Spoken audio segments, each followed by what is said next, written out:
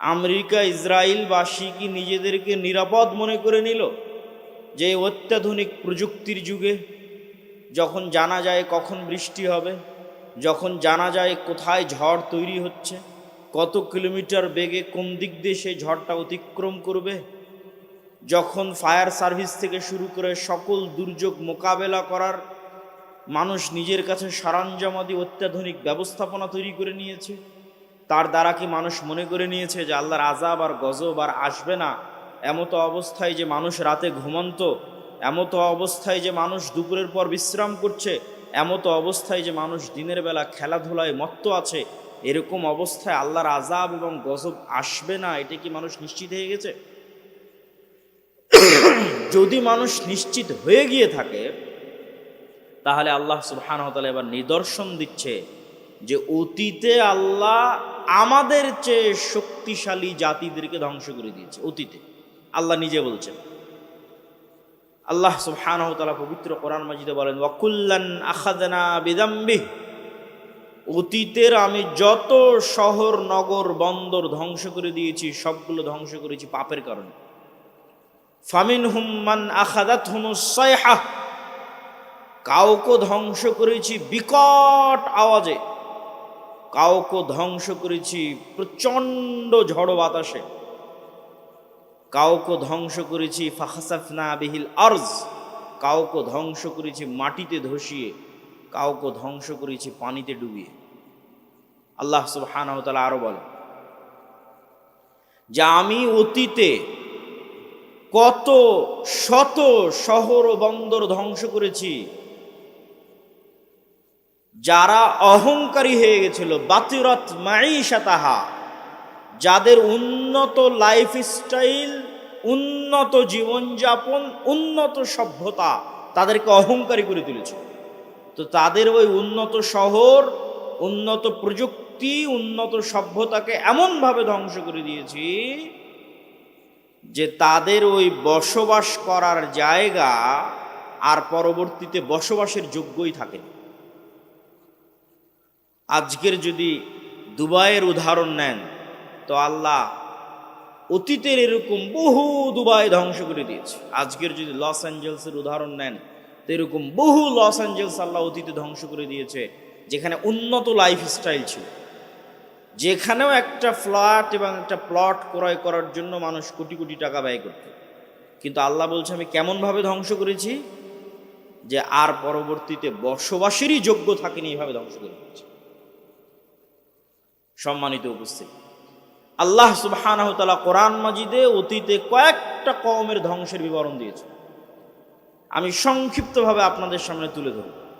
নূহ আলাইহিস সালাতু ওয়াস সালামের কওমের ধ্বংসের বিবরণ দিয়েছেন, লূত আলাইহিস সালাতু ওয়াস সালামের কওমের ধ্বংসের বিবরণ দিয়েছেন, আদ জাতির ধ্বংসের বিবরণ দিয়েছেন, সামুদ জাতির ধ্বংসের বিবরণ দিয়েছেন, ফেরাউনের ধ্বংসের বিবরণ দিয়েছেন, কারুনের ধ্বংসের বিবরণ দিয়েছেন। নূহ আলাইহিস সালাতু ওয়াস সালামকে আল্লাহ সুবহানাহু ওয়া তাআলা তার কওমের নিকটে পাঠিয়েছিলেন তাওহীদের দাওয়াত নিয়ে, আর তিনি দাওয়াতি কাজ করেছেন 50 বছর কম 1000 বছর, আলফা সানাহ ইল্লা 50। কোরআনের আয়াত যে 1000 বছর দাওয়াতি কাজ করেছে, 50 বছর কম, 950 বছর। তো যখন এই দাওয়াতি কাজে তার কওম বিরক্ত হয়ে গেছে, তখন তার কওম বলতেছে, ইয়া নূহ, হে নূহ, তুমি অনেক আমাদেরকে ডিস্টার্ব দিয়েছো, ফাতিনা বিমা তাইদুনা, তো এতদিন যে 950 বছর আমাদের ভয় দেখালে যে এটা না করলে আল্লাহর আযাব এবং গজব আসবে, তো আজকে আল্লাহর সে আযাব এবং গজব নিয়ে আসো যদি তুমি সত্যবাদী হও। নাউযুবিল্লাহ।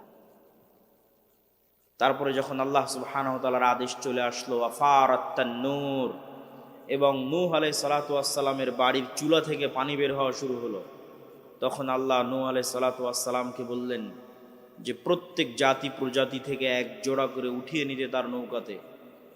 আর কাদেরকে উঠিয়ে নিতে?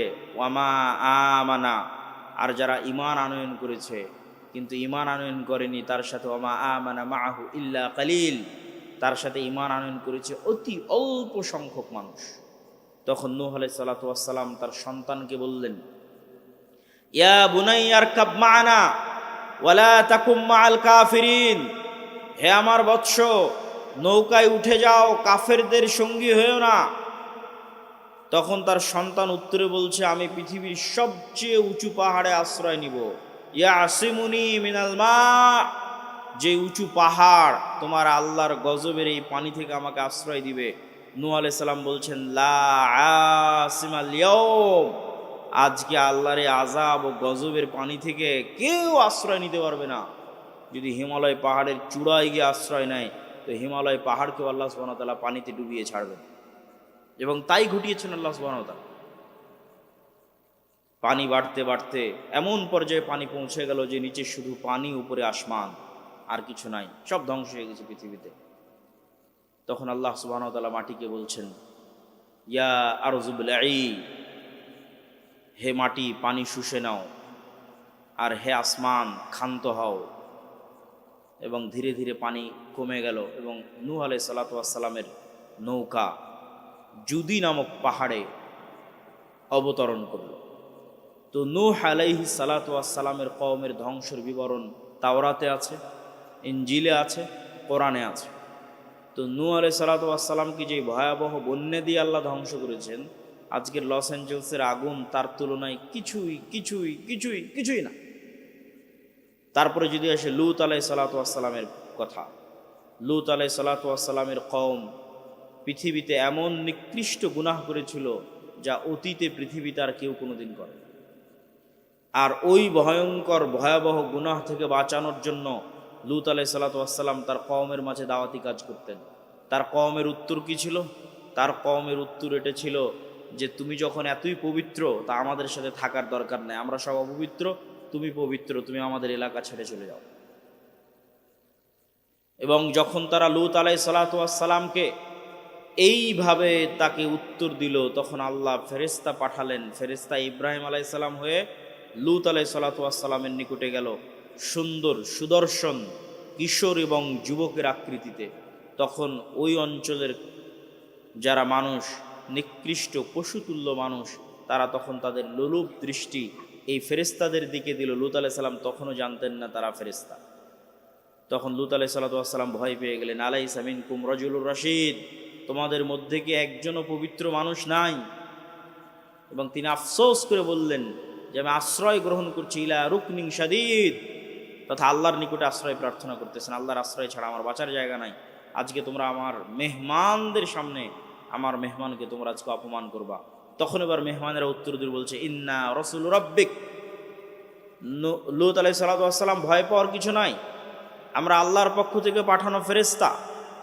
আপনি এক্ষুনি এই মুহূর্তে এই শহর ত্যাগ করেন। ওয়ালা ইয়ালতাফিত, পিছনে ফিরে তাকাবেন না। তাদের লাস্ট টার্গেট হচ্ছে মাউইদুহুমুস সুবহ, সকাল, সকালে ধ্বংস হয়ে যাবে। আলাইসাস সুবহু করিব, সকাল কি অতি নিকটে নয়? সকাল হওয়ার আগে শহর ত্যাগ করেন, পিছনে ফিরে তাকাবেন না, স্ত্রীকে সাথে নেবেন না, সেও তাদের অন্তর্ভুক্ত হবে, আযাবের অন্তর্ভুক্ত হবে। এবার আল্লাহ বলছে, জাআলনা আলিয়াহা সাফিলাহা, ওই শহরকে আমি কি করলাম জানো? ওই শহরকে এইভাবে উল্টিয়ে দিলাম, তার উপর অংশ করে দিলাম নিচে, নিচের অংশ করে দিলাম উপরে। ওয়া আরসালনা আলাইহিম হিজারাতাম মিন সিজ্জিল, আর তাদের উপর পাঠাতে থাকলাম আসমান থেকে আগুনের পাথর বৃষ্টি। আগুনের পাথর বৃষ্টি আসমান থেকে পাঠাতে থাকলাম, শহরকে উল্টিয়ে দিলাম। তো এই যে ভয়ঙ্কর ভয়াবহ গজব আল্লাহ নাজিল করলেন, তার তুলনায় এই লস অ্যাঞ্জেলসের আগুন কিছুই নয়। এবার 3 আদ জাতি, আর আমি আদ জাতির নিকটে পাঠিয়েছি আখাহুম হুদ, তাদের ভাই হুদকে। আমি আদ জাতির নিকটে পাঠিয়েছি হুদ আলাইহিস সালাতু ওয়াস সালামকে। আর এই প্রত্যেক নবীর দাওয়াত কমন ছিল, ইয়া কওমি ইবুদুল্লাহ, হে আমার কওম আল্লাহর ইবাদত করো, আল্লাহ ব্যতীত ইবাদতের যোগ্য কেউ নাই। তো আদ জাতি কি উত্তর দিল? আদ জাতিকেও হুদ আলাইহিস সালাতু ওয়াস সালাম বলেছিলেন, আল্লাহর ইবাদত না করলে আল্লাহর গজব আসবে। তখন আদ জাতি উত্তরে বলেছিল, মান আশাদ্দু মিন্না কুওয়া, হুদ তুমি আমাদেরকে আল্লাহর আযাবের গজবের ভয় দেখাও। তুমি বলো তো, এই পৃথিবীতে আমাদের চেয়ে কেউ শক্তিশালী আছে? আমাদের চাইতে এই পৃথিবীতে কেউ কি শক্তিশালী আছে যে তুমি আমাদেরকে গজবের ভয় দেখো, আযাবের ভয় দেখো? তো মজাকের কথা যে আদ জাতির উপর গজব আসবে। যেমন আমাদের কাছে মজাক মনে হতে পারে আজকের পৃথিবীর সবচেয়ে শক্তিশালী রাষ্ট্র ইসরায়েল, সবচেয়ে শক্তিশালী রাষ্ট্র আমেরিকা, তাদের উপর আবার কি আসতে পারে, আর তাদেরকে কে আবার ক্ষতিগ্রস্ত করতে পারে? ঠিক যেভাবে আদ জাতি বলেছিল মান আশাদ্দু মিন্না কুওয়া, তখন আল্লাহ বলেছিলেন আওয়ালাম ইয়ারাও, তারা কি জানে না আন্নাল্লাহাল্লাযী খালাকাহুম, যে তারা যতই শক্তিশালী হোক, যতই উন্নত সভ্যতার হোক, তার শক্তি বাড়তে বাড়তে বাড়তে বাড়তে পৃথিবীর মানুষের শক্তি সভ্যতার যদি শেষ সীমায় পৌঁছে যায়, তবুও লাস্ট রেজাল্ট হচ্ছে আল্লাহ তাদের সৃষ্টিকর্তা আর ওরা সৃষ্টিজীব। তো শক্তি কার বেশি হবে? সৃষ্টিকর্তার বেশি হবে। এটাই যুক্তির কথা, এটাই লজিকের কথা। তো আমেরিকা ইসরায়েলের শক্তি যতই বেশি হোক, আল্লাহ সুবহানাহু ওয়া তাআলা আমেরিকা এবং ইসরায়েলের যদি সৃষ্টিকর্তা হন, তাহলে দিন শেষে শক্তি কার বেশি? আল্লাহর বেশি। তখন আদ জাতিকে আল্লাহ সুবহানাহু ওয়া তাআলা ধ্বংস করলেন বিরিহিন সরসরিন আতিয়াহ, প্রচণ্ড ঝড়ো বাতাস এবং প্রচণ্ড ঠান্ডা, প্রচণ্ড ঝড়ো বাতাস এবং প্রচণ্ড ঠান্ডা। আর এই প্রচণ্ড ঝড়ো বাতাস আর প্রচণ্ড ঠান্ডা বাতাস চলল 1 সপ্তাহ ব্যাপী, এবং এই 1 সপ্তাহ ব্যাপী প্রচণ্ড ঝড়ো বাতাসে তারা হয়ে গেল গোড়া কাটা খেজুর গাছের ন্যায়। যারা বলেছিল তারা পৃথিবীর সবচেয়ে শক্তিশালী, তৎকালীন যুগের সবচেয়ে উন্নত, সবচেয়ে সভ্য নগরীকে আল্লাহ সুবহানাহু ওয়া তাআলা ধ্বংস করে দিলেন। এবার আসি সামুদ জাতির কথা। সামুদ জাতির নিকটে আল্লাহ পাঠিয়েছিলেন তাদের ভাই সালেহকে। সালেহ আলাইহিস সালাতু ওয়াস সালাম একই কথা তার কওমকে বললেন, আর তার কওমকে আল্লাহর নিদর্শন হিসেবে পেশ করলেন নাকাতুল্লাহ, আল্লাহর উটনি। এই আল্লাহর উটনি আল্লাহর জমিনে চলবে, তোমরা একে ক্ষতি করার চেষ্টা করিও না, ক্ষতি করলে আল্লাহর গজব আসবে। ওয়ালাহা শিরবুম মালুম, 6 দিন তোমাদের জন্য কুয়ায় পানি পানের, একদিন আল্লাহর উটনির জন্য। যেই দিন আল্লাহর উটনি পানি পান করবে, সেই দিন উটনি থেকে এই পরিমাণ দুধ হতো যে সমগ্র সামুদ জাতি সেই দুধ দহন করে নিয়ে খেয়ে বাড়িতে নিয়ে শেষ করতে পারত না। আল্লাহু আকবার। কিন্তু এই নিয়ামত তাদের সহ্য হয়নি, তারা অহংকারী। অহংকারী হয়ে সালেহ আলাইহিস সালাতু ওয়াস সালামকে বলছে ফাআকারুহা, কেটে নিয়ে, উটনির পা কেটে নিয়ে সালেহ আলাইহিস সালাতু ওয়াস সালামকে বলছে ফাতিনা বিমা তাইদুনা, আযাবের ভয় দেখাতে এই যে তোমার আল্লাহর উটনির পা কেটে নিয়েছে, এবার আযাব নিয়ে আসো। কোথায় আযাব? আযাব নিয়ে আসো। ফাখাযাতহুমুস সাইহা, কোথাও এসেছে ফাখাযাতহুমুর রাজফা, বিকট আওয়াজ, এমন বিকট আওয়াজ যে বিকট আওয়াজে তারা হয়ে গেল ওয়াহুম জাসিমিন। মুফাসসিরিনে কেরাম লিখছেন জাসিমিনের অর্থ যে যে যেখানে যে অবস্থায় ছিল সে অবস্থায় থেকে গেল। কেউ চা পান করছিল তো চা হাতে নিয়ে ওভাবেই থেকে গেল, বিকট আওয়াজের সাথে সাথে ওভাবেই মৃত্যু হয়ে গেছে, ওভাবে থেকেও গেছে। কেউ দৌড়াচ্ছিল, ও দৌড়ানো অবস্থায় থেকে গেছে। কেউ খাবার খাচ্ছিল, খাবার খাওয়া অবস্থায় থেকে গেছে। কেউ গোসল করছিল, গোসল অবস্থায় থেকে গেছে। ওয়াহুম জাসিমিন, এক বিকট আওয়াজে পৃথিবীর তৎকালীন পৃথিবীর সবচেয়ে শক্তিশালী সম্প্রদায় এক বিকট আওয়াজে ইনস্ট্যান্ট যে যেখানে যে অবস্থায় ছিল সেভাবে থেকে গেছে, দুনিয়া থেকে বিদায় নিয়ে নিয়েছে। এই ছিল সামুদ জাতির ঘটনা। সম্মানিত উপস্থিতি, নূহ আলাইহিস সালাতু ওয়াস সালাম, লূত আলাইহিস সালাতু ওয়াস সালাম, আদ জাতি, সামুদ জাতি, এই 4টে বড় বড় জাতিকে আল্লাহ সুবহানাহু ওয়া তাআলা 4টে ভিন্ন ভিন্ন ধরনের আযাব দিয়ে ধ্বংস করে দিয়েছেন। আর আল্লাহ আরও বলেছেন আফা আমিনা আহলুল কোরা, আজকের যুগের মানুষেরা কি নিজেকে নিরাপদ মনে করে নিয়েছে যে আল্লাহর আযাব ও গজব আসবে না? যদি নিরাপদ মনে করে নিয়ে থাকে তাহলে তারা যেন তাদের ভুলকে সংশোধন করে নেয়। আল্লাহর আযাব এবং গজব যে কোনো মুহূর্তে আসতে পারে, যে কোনো সময় আসতে পারে। আর লস এঞ্জেলস ক্যালিফোর্নিয়ায় যে আগুন জ্বলতেছে, এরকম আগুনে যদি সারা পৃথিবীও জ্বলে যায় তবুও হক হবে। এই জন্য হক হবে যে সারা পৃথিবীর মানুষের চোখের সামনে, সারা পৃথিবীর সকল রাষ্ট্রনেতার সামনে BBC, CNN, Al Jazeera, TV channel, Facebook, YouTube সব লাইভের সামনে 60,000 নিরস্ত্র নিরীহ মানুষকে গাজায় হত্যা করা হয়েছে। সারা পৃথিবীর সব রাষ্ট্রপ্রধান দেখেছে, সারা পৃথিবীর সব মানুষ দেখেছে। সবার পক্ষে সম্ভব ছিল এই মহা হত্যাযজ্ঞ আটকানোর, কিন্তু তারা এই মহা হত্যাযজ্ঞ আটকাতে যায়নি, আটকানোর চেষ্টা করেনি। তাদেরকে এর জবাব দিতে হবে। এই এক গাজার উপর যে অত্যাচার চালানো হয়েছে, এই অত্যাচারে যদি সমগ্র আমেরিকা, সমগ্র ইউরোপ আর সমগ্র ইসরায়েল জ্বলে পুড়ে যায়, তবু আল্লাহ সুবহানাহু ওয়া তাআলার জন্য এটা হক হবে। এবং আল্লাহ এটা বলেছেন, কোরআনেই বলেছেন যে আল্লাহ সুবহানাহু ওয়া তাআলা যখন কোনো শহর ও বন্দর ধ্বংস করেন, তখন আল্লাহ অত্যাচার করেন না, বরং তারা অত্যাচারী ছিল তাই ধ্বংস করে দেন। সম্মানিত উপস্থিতি, এইটি থেকে আমাদের শিক্ষা নিতে হবে, মুসলমানদের শিক্ষা নিতে হবে যে আমরা যে কোনো মুহূর্তে আল্লাহর আযাব এবং গজবের শিকার হতে পারি। যে অশ্লীলতা, যেই বেহায়াপনায় লূত আলাইহিস সালাতু ওয়াস সালামের কওম ধ্বংস হয়েছিল, ওই বেহায়াপনা, ওই অশ্লীলতাও বাংলাদেশে ঢুকানোর চেষ্টা করতেছে শয়তানের দোসরেরা। এমনও রাজনৈতিক দল বাংলাদেশে আছে যারা তাদের দফার মধ্যে যুক্ত করে দিয়েছে যে তারা রেইনবো নেশন তৈরি করবে, রংধনু জাতি তৈরি করবে। তো নেলসন ম্যান্ডেলা আফ্রিকায় রংধনু জাতি তৈরি করতে গিয়ে এই লূত আলাইহিস সালাতু ওয়াস সালামের কওমের অশ্লীলতাকে প্রমোট দিয়েছিল। আজকের এই ধরনের রাজনৈতিক দলগুলো আবার পদ তৈরি করেছে লিঙ্গ সমতা, লিঙ্গ ন্যায্যতা নামে একটা পদ তৈরি করেছে। নাউজুবিল্লাহ মিন যালিক। এর প্রত্যেকটার পিছনের উদ্দেশ্য হচ্ছে ইবলিসের যে স্কিম আছে, শয়তানের যে পদক্ষেপ আছে, সেটা বাস্তবায়ন করা। তবে হ্যাঁ, তাদের জন্য অনেক বড় ধাক্কা, এই সমস্ত শয়তানের অনুসারীদের জন্য অনেক বড় ধাক্কা যে তাদের আব্বার দেশে তাদের বিরোধী লোক চলে এসেছে। তার মানে তাদের সবগুলোর আব্বা হচ্ছে আমেরিকা।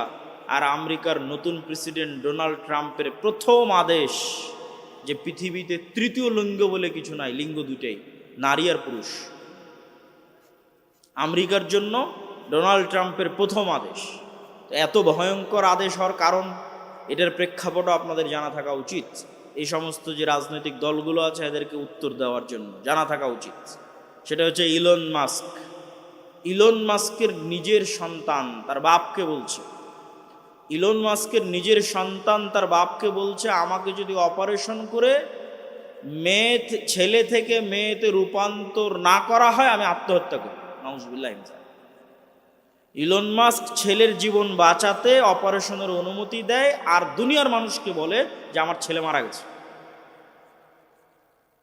এবং তখন থেকে সিদ্ধান্ত নেয় যে এই শয়তানের এজেন্ডা আমেরিকায় উৎখাত করে ছাড়বে সে। এই যে ক্ষোভ, তার যে কষ্ট, যে সন্তান বাপের সামনে যদি এই ধরনের কথা বলে, বাপের কি রকমের কষ্ট হতে পারে, এটার নাম দিয়েছে Elon Musk virus, woke virus. ওই রাগে, ওই ক্ষোভে টুইটার ক্রয় করে নেয়, আর ওই রাগে, ওই ক্ষোভে রাজনীতিতে যোগ দেয় এবং ডোনাল্ড ট্রাম্পের সাথে যুক্ত হয়। এই জন্য ডোনাল্ড ট্রাম্প ক্ষমতায় এসে প্রথম অধ্যাদেশ জারি করেছে, কোনো তৃতীয় লিঙ্গ বলে কিছু নাই, হয় নারী আর পুরুষ, এর বাইরে আর কিছু নাই, কোনো ট্রান্সজেন্ডার নাই, কিচ্ছু নাই। এখান থেকে আমাদের শিক্ষা নেওয়ার আছে যে আমাদের দেশে যারা অতি সেকুলার হয়ে, অতি উদার হয়ে মুসলিম দেশে রাজনীতি করবে, অথচ রেইনবো নেশনের নামে রাজনীতি করবে, লিঙ্গ সমতার নামে পদ তৈরি করে রাজনীতি করবে, এদের রাজনীতি করার অধিকার বাংলাদেশে নাই। আমি ওই দলকে নাম না নিয়ে উদাত্ত আহ্বান জানাবো যে বাংলাদেশের মানুষের মনোভাব, বাংলাদেশের মানুষের সামাজিক মূল্যবোধ বুঝার চেষ্টা করতে হবে। আল্লাহর চেয়ে শক্তিশালী কেউ নয়। আদ সামুদ জাতি ধ্বংস হয়ে গেছে, নূহ আলাইহিস সালাতু ওয়াস সালামের কওম, লূত আলাইহিস সালাতু ওয়াস সালামের কওম ধ্বংস হয়ে গেছে। অশ্লীলতা ছড়াতে চাইলে ধ্বংস হয়ে যেত। বক্তব্যের দ্বিতীয় অংশ, বক্তব্যের প্রথম অংশ শেষ, বক্তব্যের দ্বিতীয় অংশ, ইসলামী রাষ্ট্র। ইসলামী রাষ্ট্র প্রতিষ্ঠা করার বিষয়টা এখন বাংলাদেশে অন্যতম একটি আলোচিত ইস্যু। কেউ কেউ মনে করতেছে তারা ভোটের মাধ্যমে, রাজনীতি করে, গণতন্ত্রের মাধ্যমে ইসলামী রাষ্ট্র প্রতিষ্ঠা করবে।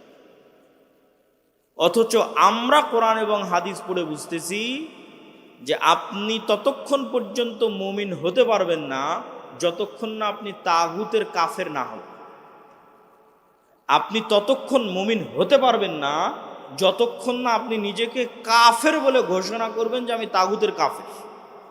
কে ঘোষণা করেছিল? ইব্রাহিম আলাইহিস সালাম ঘোষণা করেছিল, কাফার না বিকুম, তোমাদের কাফের, তোমাদের মূর্তির কাফের। ইব্রাহিম আলাইহিসসালাম ঘোষণা করেছিলেন তোমাদের কাফের, তোমাদের মূর্তির কাফের, এবং তিনি তার জাতির শিরক থেকে নিজেকে মুক্ত ঘোষণা করেছিলেন। এই জন্য আল্লাহ কোরআনে বলেছেন আমাই ইয়াকফুর বিত্তাগুত, আগে তাগুতকে অস্বীকার করতে হবে, কাফের হতে হবে, ওয়ুমিন বিল্লাহ, তারপরে আল্লাহর উপর ঈমান আনবেন। আপনি যদি বলেন যে আমি রাষ্ট্রে ইসলাম প্রতিষ্ঠা করতে চাই, তো রাষ্ট্রে ইসলাম প্রতিষ্ঠার সবচেয়ে বড় শত্রু যেগুলো, এগুলোর কাফের হতে হবে। তো রাষ্ট্রে ইসলাম প্রতিষ্ঠার সবচেয়ে বড় শত্রু হচ্ছে গণতন্ত্র, রাষ্ট্রে ইসলাম প্রতিষ্ঠার সবচেয়ে বড় শত্রু হচ্ছে সমাজতন্ত্র, রাষ্ট্রে ইসলাম প্রতিষ্ঠার সবচেয়ে বড় শত্রু হচ্ছে সেকুলারিজম, ধর্মনিরপেক্ষ মতবাদ। মানুষ বলে গত 16 বছর অমুক এটা করেছে, গত 16 বছর অমুক এটা করেছে। এইটা কেন কেউ বলে না গত 16 বছর কি দেশ ইসলামী আইন অনুযায়ী চলতো? কথা বলেন, ইসলামী আইন অনুযায়ী চলতো? গত 16 বছর দেশ চলতো গণতান্ত্রিক নিয়ম অনুযায়ী, তাই নয় কি? গত 16 বছর দেশ চলতো ধর্মনিরপেক্ষ মতবাদ অনুযায়ী। তাহলে গত 16 বছরে আয়নাঘর কোনো ব্যক্তি তৈরি করেনি, গণতন্ত্র নিজে তৈরি করেছে। গত 16 বছর হাজারো লক্ষ মানুষকে গুম কোনো ব্যক্তি করেনি, ধর্মনিরপেক্ষ মতবাদ নিজে খুন এবং গুম করেছে। কিন্তু এইটা মুসলমানদের বুঝতে দেওয়া হয় না। মুসলমানদের সামনে একটা মূলা ঝুলিয়ে দেওয়া হয়, যখনই সিস্টেম কাজ করে না তখন ওই সিস্টেমের যে প্রধান থাকে ওর উপর রাগ উঠিয়ে দেওয়া হয়, তারপরে প্রধান যখন সরে যায় রাগ শেষ, সিস্টেম তো উঠেই আছে। আপনাকে বুঝতে হবে যে গুণ খুম আয়নাঘর সিস্টেম তৈরি করেছে, গণতান্ত্রিক সিস্টেম তৈরি করেছে, সেকুলার সিস্টেম তৈরি করেছে। এই সিস্টেম যদি থাকে জুলুম থাকবে, এই সিস্টেম যদি থাকে অন্যায় অবিচার থাকবেই থাকবে। ব্যক্তির সাথে অন্যায় অবিচার সম্পৃক্ত নয়, সিস্টেমের সাথে অন্যায় অবিচার সম্পৃক্ত। আমরা শুধু নামে স্বাধীন হয়েছি, কিন্তু নিয়ম কানুন শিক্ষা ব্যবস্থা আইন আদালত সবকিছু ব্রিটিশদের রেখে যাওয়া, ওই সিস্টেমেই চলতেছে। ব্রিটিশ আর্মিতে যে আইন ছিল ওই আইন পাকিস্তান আর্মিতে, পাকিস্তান আর্মিতে ওই আইন ইন্ডিয়ান আর্মিতে, ইন্ডিয়ান আর্মির আইন পাকিস্তান আর্মিতে, পাকিস্তান আর্মির আইন বাংলাদেশ আর্মিতে, সব জায়গায় ব্রিটিশ আইন চলতেছে। সম্মানিত উপস্থিতি, তাহলে আপনি যতক্ষণ ওই সিস্টেমের কাফের না হবেন ততক্ষণ আপনি ইসলামকে রাষ্ট্র ক্ষমতায় প্রতিষ্ঠা করবেন, এটা অলীক স্বপ্ন, এটা অলীক কল্পনা যে সেকুলারিজমের মধ্যে দিয়ে ইসলাম রাষ্ট্র ক্ষমতায় প্রতিষ্ঠিত হবে। বিকৃত ইসলাম প্রতিষ্ঠিত হতে পারে, কম্প্রোমাইজড ইসলাম প্রতিষ্ঠিত হতে পারে, অবিকৃত শক্তিশালী ইসলাম কখনো এই সমস্ত তন্ত্রমন্ত্র দিয়ে প্রতিষ্ঠিত হবে না, যে তন্ত্রমন্ত্রকে তৈরি করা হয়েছে ইসলাম যেন রাষ্ট্র ক্ষমতায় যেতে না পারে তার জন্য। 2 নাম্বার, রাষ্ট্র ক্ষমতায় ইসলাম প্রতিষ্ঠা করার কি আমরা মুসলমানেরা যোগ্য? এইটার উত্তর আপনাকে দিতে হবে। ইসলামের রাষ্ট্র ক্ষমতার ব্র্যান্ডিং হচ্ছে ন্যায় বিচার এবং সত্যবাদিতা, এটা হচ্ছে রাষ্ট্র ক্ষমতায় ইসলামের ব্র্যান্ডিং।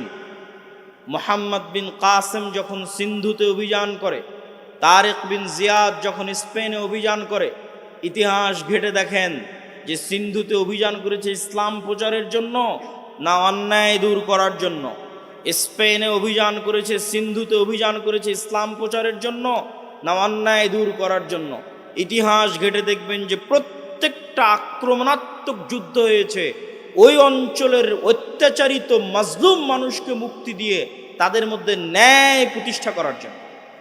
এমনকি বাংলাদেশে ইখতিয়ার উদ্দিন মোহাম্মদ বিন বখতিয়ার খিলজি থেকে শুরু করে শাহজালাল থেকে শুরু করে যারাই বাংলাদেশে অভিযান পরিচালনা করেছে তাদের প্রত্যেকের উদ্দেশ্য ছিল বাংলাদেশের মানুষকে জুলম থেকে মুক্তি দেওয়া।